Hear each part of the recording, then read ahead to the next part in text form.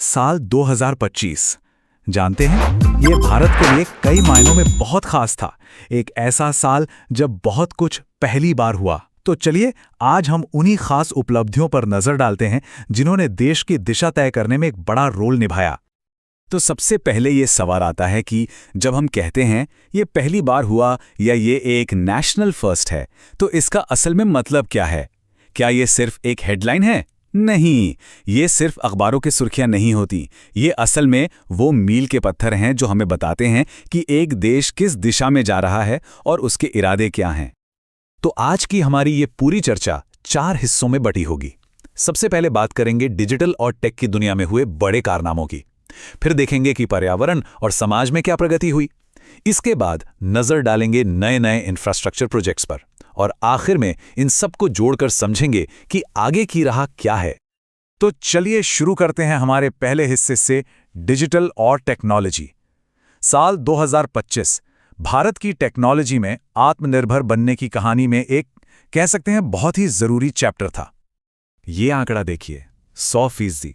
अगस्त 2025 में केरल देश का पहला ऐसा राज्य बन गया जहां का हर एक नागरिक, जी हां, हर एक नागरिक डिजिटल रूप से साक्षर था। अब इसका मतलब सिर्फ ये नहीं कि लोगों ने फोन चलाना सीख लिया, नहीं, इसका मतलब है आर्थिक और सामाजिक तरक्की का एक बहुत बड़ा दरवाजा खुल गया।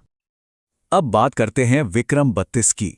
ये सिर्फ एक चिप का नाम नहीं है, ये भारत की टेक्नोलॉजी में आत्मनिर्भरता का एक तरह से ऐलान है।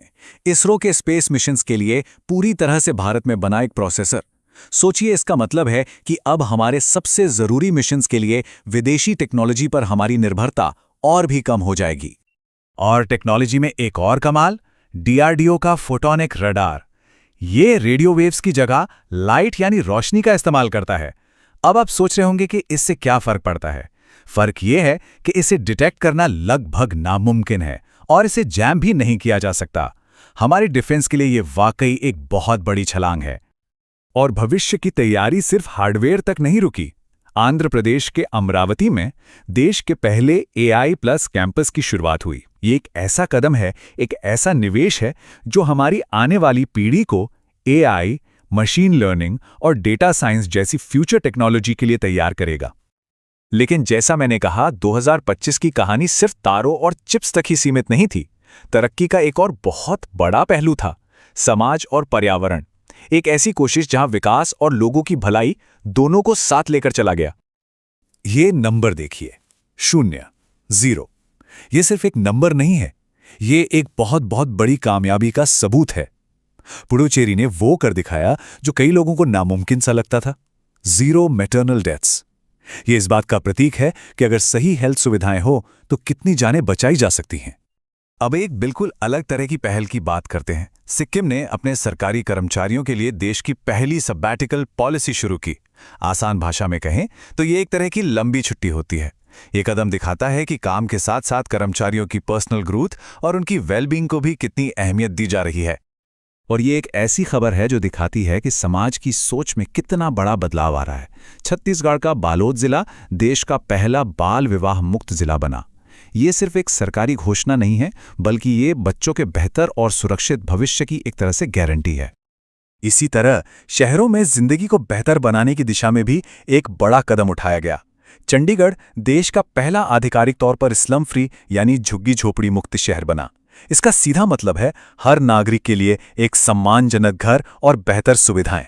वाकई शहरी बराबरी की दिशा में एक बहुत बड़ा कदम। और पर्यावरण के मोर्चे पर तो जैसे एक लहर ही चल पड़ी थी। एक के बाद एक कई राज्यों ने पहल की। जैसे असम में गिद्धों को बचाने के लिए एक खास पोर्टल बनाया गया। कर्नाटक में देश का पहला 100% सोलर पावर से चलने वाला जू बना। और तमिलनाडु में हॉर्नबिल पक्षी के संरक्षण के लिए सेंटर खोला गया। ये सब क्या दिखाता है? यही कि विकास और पर्यावरण का संरक्षण हाथ में हाथ डालकर चल रहे थे। अच्छा, अब ये सारी तरक्की, चाहे वो टेक में हो या समाज में, इन सबको आपस में जोड़ने और जमीन पर उतारने के लिए क्या चाहिए? एक मजबूत इंफ्रास्ट्रक्चर। तो चलिए अब हम अपने तीसरे हिस्से पर आते हैं, जहां ऐसे प्रोजेक्ट्स की बात करेंगे जिन्होंने कनेक्टिविटी की परिभाषा ही बदल दी। नया पंबन ब्रिज। ये सिर्फ एक पुल नहीं है, बल्कि इंजीनियरिंग का एक शानदार नमूना है।